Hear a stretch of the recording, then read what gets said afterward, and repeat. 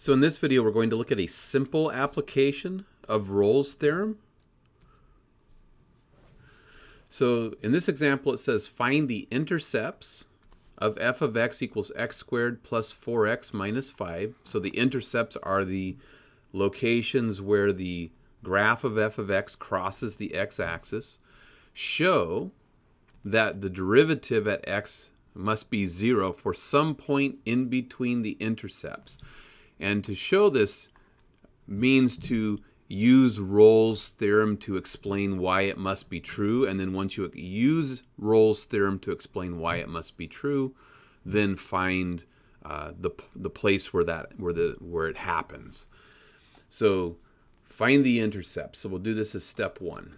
So we have f of x equals x squared plus 4x minus 5. And to find the intercepts, we want to see if we can factor this. So this looks like it maybe will factor as x plus 5 times x minus 1. And we would multiply this out to double check our work. X times x is x squared plus 5x minus x minus 5. So that checks. So to find the intercepts, we want to find when is the function equal to 0.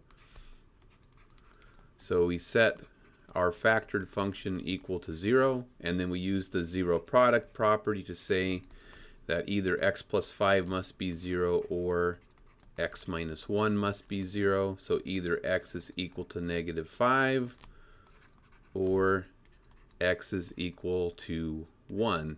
And we're asked to show that the derivative of our function must be 0 for some point between the intercepts. So what we want to do is look at the closed interval from negative 5 to 1, and we need to show that there's some number c in that closed interval for which f prime of c is equal to 0. So what we need to do is show that the criteria for Rolle's theorem has been met. So the 3 criteria we need to meet in order to guarantee that there's a input value for which the derivative is equal to 0. The 3 criteria that have to be met are these. F of x has to be continuous on the closed interval of interest. The function f of x must be differentiable. The derivative must exist on the open interval.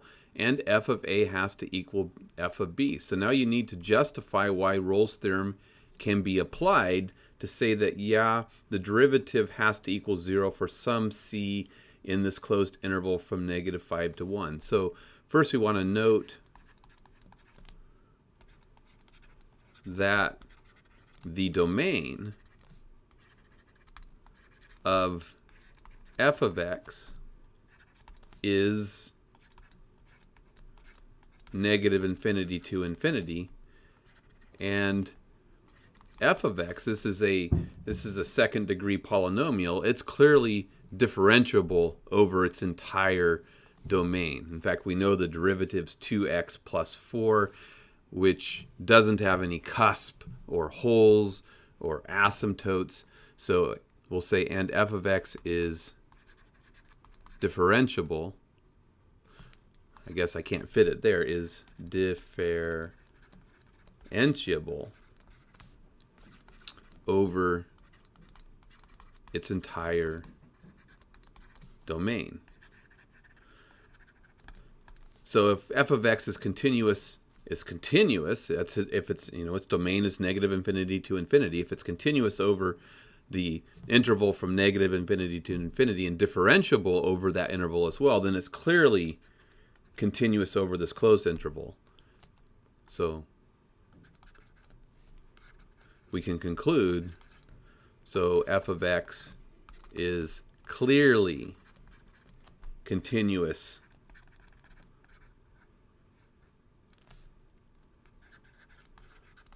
over the closed interval from negative 5 to 1, right, which is just a subset of negative infinity to infinity, and differentiable over the open interval from -5 to 1 because it's differentiable over the open interval from -infinity to infinity, and this open interval is just a subset of that.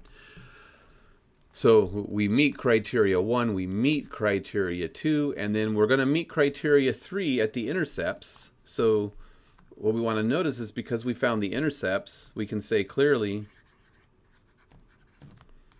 f of -5 equals f of 1, right? The intercepts are the x locations where we're equal to 0. So f of -5 equals f of 1 equals 0. So we clearly meet the criteria that f of a has to equal f of b.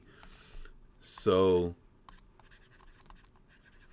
Rolle's theorem, what would the right word here be? Guarantees is the right word. Guarantees there exist C in the closed interval from in the open interval from -5 to 1 such that f prime of C equals 0. So this is the show part. This right here is the show. And in the homework, if you don't do this, you have not done the show part.